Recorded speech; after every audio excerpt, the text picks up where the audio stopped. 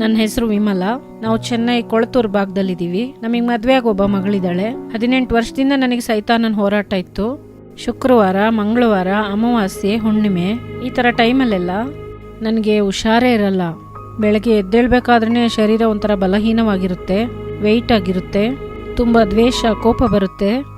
ನಾನು ಅದನ್ನೆಲ್ಲ ಕಂಟ್ರೋಲ್ ಮಾಡಬೇಕು ಅನ್ಕೋತೀನಿ, ಕಂಟ್ರೋಲ್ ಮಾಡೋಕ್ಕೆ ಆಗೋದಿಲ್ಲ. ಅವಾಗ ಎಲ್ಲರನ್ನೂ ನೋಡಿಬಿಟ್ಟು ಏನು ಸಾಧಾರಣವಾಗಿ ಮಾತಾಡ್ತಿದ್ದೆ, ಆದರೆ ಅವ್ರು ನನಗೆ ವಿರೋಧವಾಗಿ ಬೈಯೋ ಥರ ಏನೋ ಮಾಡೋ ಥರ ಅನ್ಸೋದು. ಅವ್ರ ಮೇಲೆ ಅವಾಗ ಕೋಪಗೊಳ್ತಿದ್ದೆ. ನನ್ನ ನೋಡಿದ್ರೆ ಒಂಥರ ಮಾಡೋಳು. ಹಂಗೆ ಕುತ್ತಿಗೆ ಹಿಡ್ಕೊಂಡು ಹಿಸ್ಕೋದಿಕ್ಕೆ ಬರ್ತಾ ಇದ್ಲು. ಕುತ್ತಿಗೆ ಹಿಸ್ಕ್ಬಿಡ್ತೀನಿ, ನಿನ್ನ ಸಾಯಿಸ್ಬಿಡ್ತೀನಿ, ನಿನ್ನೆ ಫಸ್ಟ್ ಸಾಯಿಸ್ತೀನಿ ಕಣೆ. ಅಮ್ಮನ ಮೇಲೆ ತುಂಬ ಕೋಪ ಬರುತ್ತೆ. ಕೋಪದಲ್ಲಿ ಏನಾದರೂ ತೊಗೊಂಡು ಹೊಡೆದು ಬಿಡೋಣ ಅನಿಸುತ್ತೆ. ನೈಟೆಲ್ಲ ನಿದ್ರೆ ಬರಲ್ಲ, ಎದ್ದು ಕೂತೇ ಇರುವೆ. ಕಣ್ಮುಚ್ಚಿ ಮಲ್ಕೊಂಡೆ ಅಂತಂದರೆ ಕಣ್ಮುಂದೆ ಹಾವು ಬರೋದು, ಸುತ್ತ ಎಲ್ಲ ಹಾವಿರುತ್ತೆ, ಮೇಲ್ ಬಂದು ಹರಿಯೋ ಥರ ಅನಿಸುತ್ತೆ. ನಾಯಿ ಬರುತ್ತೆ, ಬಂದು ಮೈ ಮೇಲೆ ಬಿದ್ದಂಗೆ ಅನಿಸುತ್ತೆ, ಕಡಿಯೋ ಥರ ಅನಿಸುತ್ತೆ. ನನ್ನ ಮಗಳು ಪಟ್ ಕಷ್ಟ ಸ್ವಲ್ಪ ಅಲ್ಲ, ಮನೆ ಫುಲ್ ಅವಳು ಉರ್ಲಾಡೋಳು, ಆಮೇಲೆ ಹಾವು ಹೋದಂಗೆ ಹೋಗೋಳು, ತುಂಬ ಕಷ್ಟಪಡೋಳು, ವಾಮಿಟ್ ಮಾಡೋಳು. ಹಾಗಾಗಿ ನಿದ್ದೆನೇ ಮಾಡಲ್ಲ, ಎದ್ದು ಕೂತ್ಕೋತಿದ್ದೆ. ಆಮೇಲೆ ಸರಿ ಕಣ್ಮುಚ್ಕೊಂಡು ಹಗಲಾದ್ರೂ ಮಲ್ಕೊಳ್ಳೋಣ ಅಂತ ಕಣ್ಮುಚ್ಕೊಂಡು ಮಲ್ಕೊಂಡ್ರೆ ಅದೇ ಕನಸುಗಳೇ ಬರುತ್ತೆ. ಮಂಗಳವಾರ, ಶುಕ್ರವಾರ ಟೈಮ್ಗಳಲ್ಲಿ ಏನಾದರೂ ಮಾತಾಡ್ತಾ ಇರುವೆ ಅಮ್ಮನ ಜೊತೆ. ಮಾತಾಡುವಾಗ ಅವ್ರೇನಾದರೂ ಅಂದ್ಬಿಟ್ರು ಅಂದರೆ ಕಿರ್ಚಿ ಮಾತಾಡಿ ನನಗೆ ತಿಳಿದಲೇ ಕೆಳಗಡೆ ಬಿದ್ದುಬಿಡುವೆ, ಜ್ಞಾನ ತಪ್ಪಿ ಕೆಳಗಡೆ ಬಿದ್ದುಬಿಡುವೆ. ಎಲ್ಲರ ಹತ್ರನೂ ಕೆಟ್ಟ ಹೆಸರು, ಜೊತೆಲಿ ಇದ್ಕೊಂಡು ನೋಡ್ಕೊಳ್ಳೋ ಅಂಥವ್ರು ಕೂಡ ಬೇಡ ಅನ್ನೋಷ್ಟು ಮಟ್ಟಿಗೆ ದ್ವೇಷ ಉಂಟು ಮಾಡೋ ಥರ ಮಾಡೋದು. ನಮ್ಮಮ್ಮ ಈ ಥರ ಇದ್ದಿದ್ರಿಂದ ನನಗೆ ತುಂಬಾ ಕಷ್ಟ ಆಗಿತ್ತು. ಬೇರೆಯವ್ರ ಅಮ್ಮ ಎಲ್ಲ ನಾರ್ಮಲಾಗೇ ಇದ್ದಾರಲ್ಲ, ಅವರೇ ಕೆಲಸ ಮಾಡ್ತಾರೆ, ಎಲ್ಲನೂ ಮಾಡ್ತಾರಲ್ಲ. ಆದರೆ ನಮ್ಮಮ್ಮ ಮಾತ್ರ ಯಾಕೆ ಇಷ್ಟೊಂದು ಕೋಪ ಮಾಡ್ಕೋತಾರೆ, ಎಲ್ಲದಕ್ಕೂ ಕೋಪ ಮಾಡ್ಕೋತಾರೆ ಅಂತ ನಾನು ತುಂಬ ಕಷ್ಟಪಟ್ಟೆ. ಕಾಲೇಜ್ಗೆ ಹೋದ್ರೂ ಬೆಳಗ್ಗೆ ಮನೆಯಲ್ಲಾಗಿದ್ದ ಜಗಳನೇ ಯೋಚನೆ ಮಾಡುವೆ. ಒಂದಿನನೂ ಕೂಡ ಅವಳು ನಾರ್ಮಲ್ ಆಗಿ ಇದ್ದಿದ್ದೇ ಇಲ್ಲ. ಅವಳು ಯಾವುದೇ ಒಂದು ಕೆಲಸ ಮಾಡೋದಕ್ಕೂ ಅವಳಿಂದ ಆಗ್ತಿರ್ಲಿಲ್ಲ. ಕೆಲಸ ಮಾಡಕ್ ಹೋದ್ರೆ ಸೋತಂಗಾಗ್ಬಿಡವಳು. ಚಿಕ್ಕ ಮಕ್ಕಳಿಂದ ಹಿಡಿದು ದೊಡ್ಡವ್ರ ತನಕ ಮನೇಲಿ ಯಾರ ಜೊತೆನೂ ಕೂಡ ಅವಳಿಂದ ಸಮಾಧಾನವಾಗಿ ಇರೋದಿಕ್ಕೆ ಆಗಲ್ಲ. ಎಲ್ಲರ ಹತ್ರನೂ ಅವಳಿಗೆ ಕೋಪ ಬರುತ್ತೆ, ಜಗಳ ಆಡ್ಬೇಕು ಅನ್ಸುತ್ತೆ ಹೊರತು ಯಾರ ಹತ್ರನೂ ಸಂತೋಷವಾಗಿ ನಗ್ತಾ ಮಾತಾಡೋದಾಗ್ಲಿ, ನಾರ್ಮಲ್ ಆಗಿ ಇರೋದಿಕ್ಕಾಗ್ಲಿ ಅವಳಿಗೆ ಒಂದಿನನೂ ಕೂಡ ಆಗ್ತಿರ್ಲಿಲ್ಲ.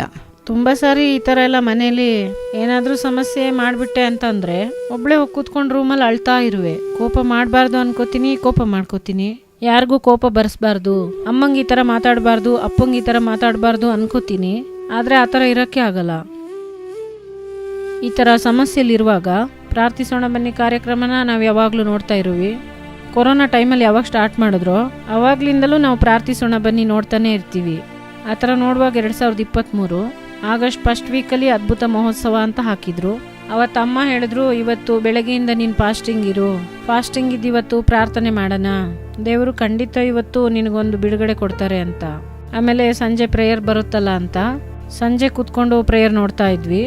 ಆಗ ಮೋಹನ್ ಸಿ ಅಣ್ಣ ಅವರು ದುರಾತ್ಮದಿಂದ ಬಿಡುಗಡೆಗಾಗಿ ಪ್ರೇಯರ್ ಮಾಡ್ತಾ ಇರ್ಬೇಕಾದ್ರೇನೆ ನನಗೊಂಥರ ಇತ್ತು.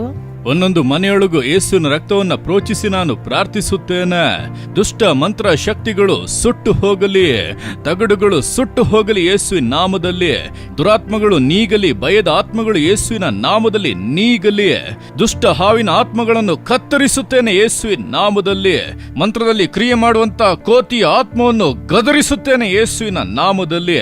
ದುರಾತ್ಮಗಳು ಬಿಟ್ಟು ಹೋಗಲಿ, ಆ ಕ್ರಿಯೆಗಳು ಲಯವಾಗಲಿ. ಒಬ್ಬೊಬ್ಬರಿಗೂ ಬಿಡುಗಡೆ, ಒಬ್ಬೊಬ್ಬರಿಗೂ ಬಿಡುಗಡೆ.